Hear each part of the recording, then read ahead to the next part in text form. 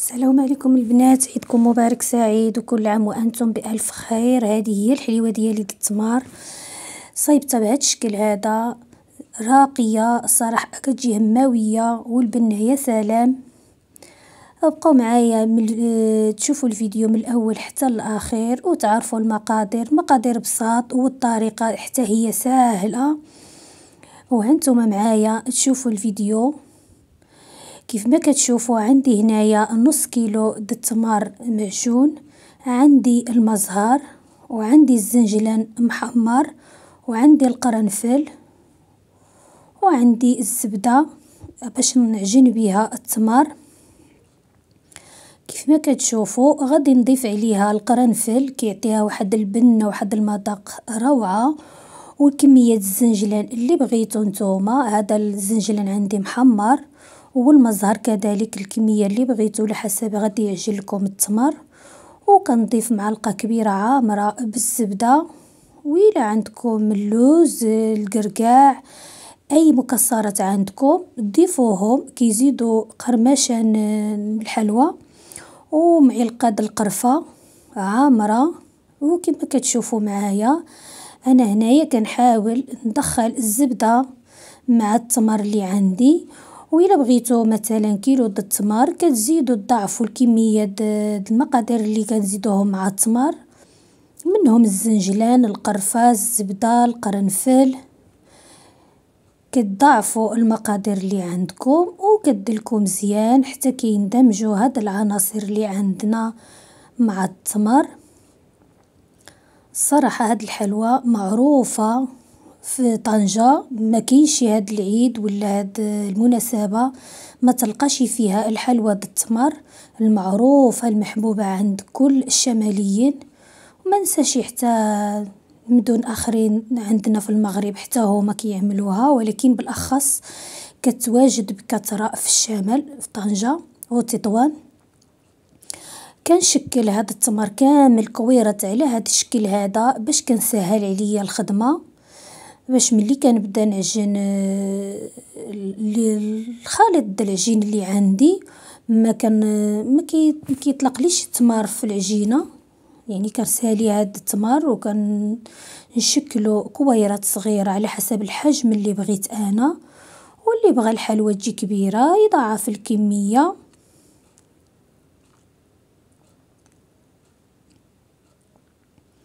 الصراحه انا من عشاق هاد الحلوى، كنحضرها من غير العيد، من غير العواشر كتجيبها كنتوحشها، كتسني ضروري تكون عندي في الدار. كيف ما كتشوفوا معايا هنايا عندي كاس السكر سنيده، وكاس الزيت كاس الزيت و4 كيلو د الزبده، وقبيصه د المليحه كيف ما كتشوفوا، والطحين على حسب الكميه د الخليط. ما كنتقيدوش بواحد المقدار لان كميه الطحين كيختلف من حين الى اخر. انا هنايا كنطحن داك السكر باش كيساعدني كيدخل في الزبده دغيا.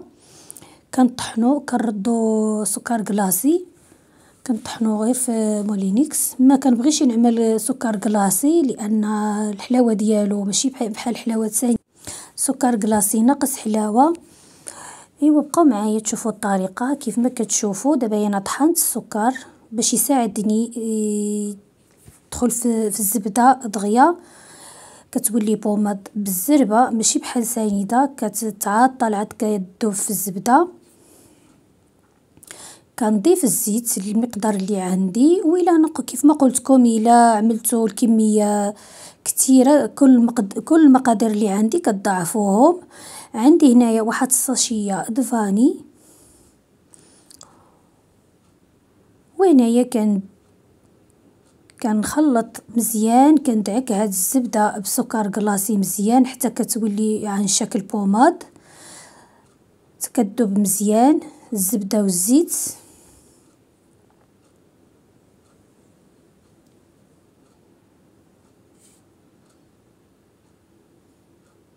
كيف ما قلت لكم ملي كنضيفوا السكر مطحون صافي دغيا كيساعدنا اننا نذوبوا السكر مع الزبده، ما كياخذناش وقت بزاف. وصافي دابا كنبقى ندخل الطحين بشويه بشويه حتى كتكون عندي العجينة. وخصكم تبقى العجينة مرخوفة يعني هشيشة على العجينة الصابلي باش كتجي ديك الحلوى التمر المعروفة هشيشة. دابا هنايا غادي نزيد خمارة حمراء، غادي نزيدها كاملة باش كتجي الحلوى ديالنا منفوشة. ما ننصحكمش انكم تعملوا غير شويه، كاين اللي ما كيعملش الخميره مره، بالعكس الخميره كتعطيها الهشاشه وكتجي الحلوى منفوشه. وهنايا كل مره كندخل الطحين على حسب الخليط اللي عندي، وانتوما غادي تعرفوا العجينه من خلال التخليطه بيدكم، غادي تعرفوا القوام ديالها.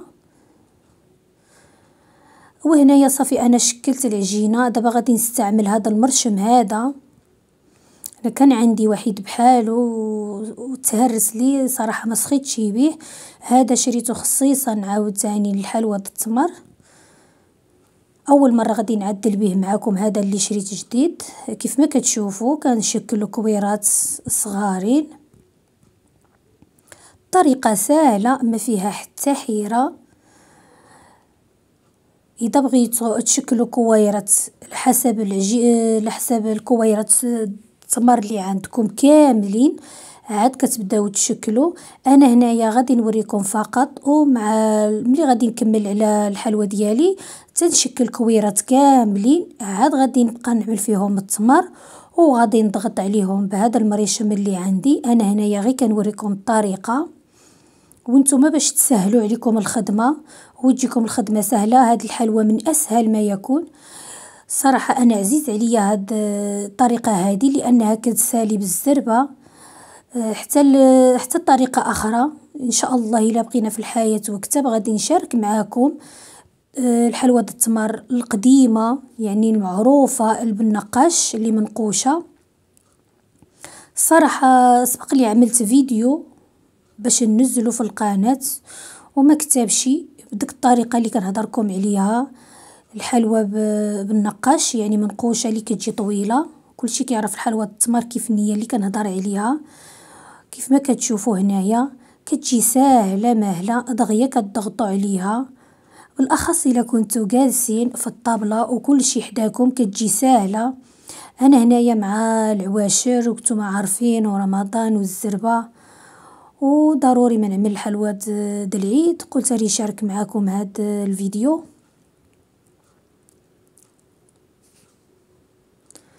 غير هو حاولوا معاه مزيان هذا المريشم عنده واحد ديك الدائره اللي فيها شكل د الورده، عنده واحد 2 سنينات خصهم يجيو ضروري متقادين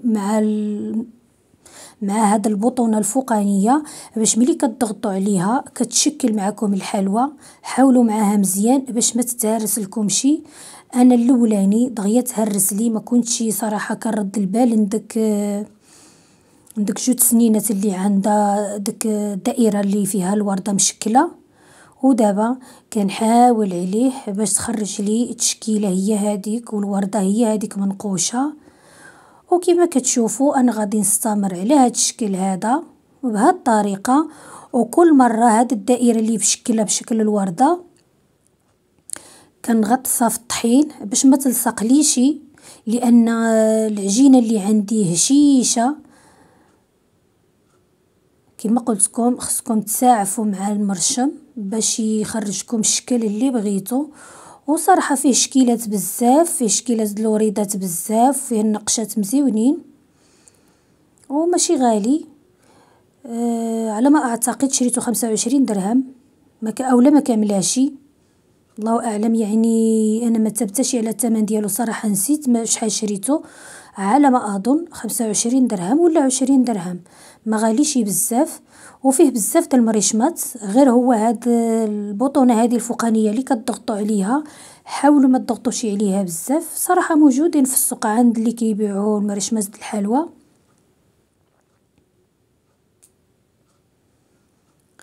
صافي كتستمروا بهذه الطريقه هذه كتجي ساهله ودغيا كتوجد ما فيها حتى حيره. انا حتى ساليت الشغل بالليل، وكتعرفوا رمضان عملنا اللوازم اللي من مور المغرب، صلاة تراويح، سالينا كل شيء. عاد فكرت انني قلت شنو غادي نعمل، قلت راني نعدل شويه الحلوى د التمر، يعني ضروري الحلوى التمر تكون منزله في الطابله د العيد.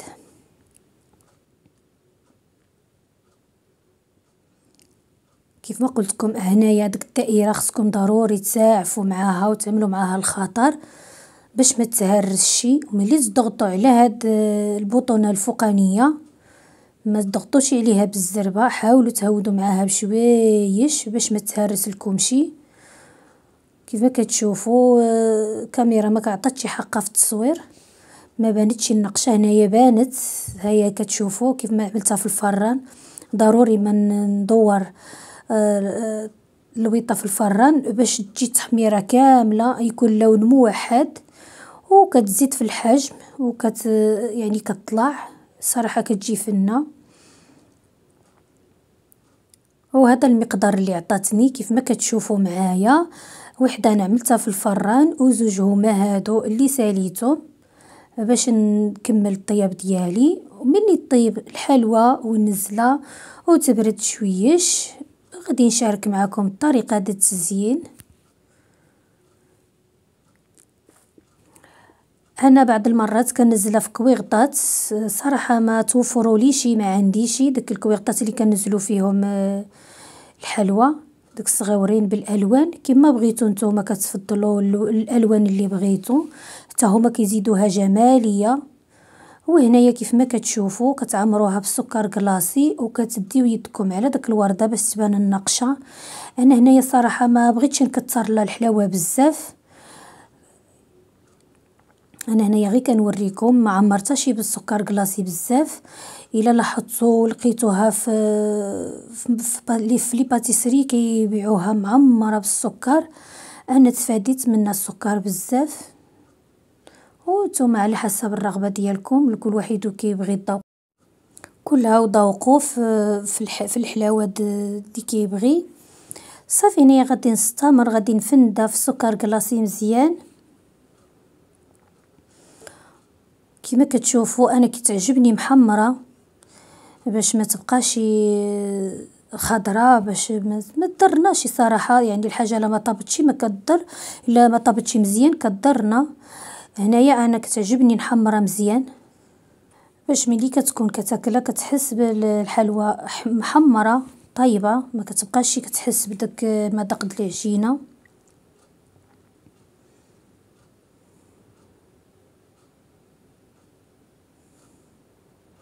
نتمنى هاد الحليوه تعجبكم، وإلا عجبتكم وجربتوها وتشاركوا لي بالتعاليق ديالكم ايجابيه ولا سلبيه كتهمني. واللي اول مره كيشوف القناه ديالي يشترك يحط لي اشتراك باش يوصلوا كل جديد، وباش يدوم التواصل بيناتنا وتعم الفائده.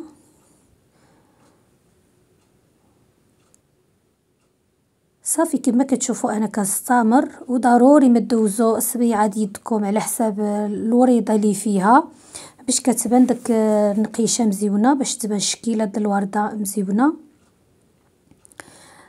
صراحه هذا المرشم فيه بزاف تشكيلات فنين، وانا هذا المرشم المفضل عندي.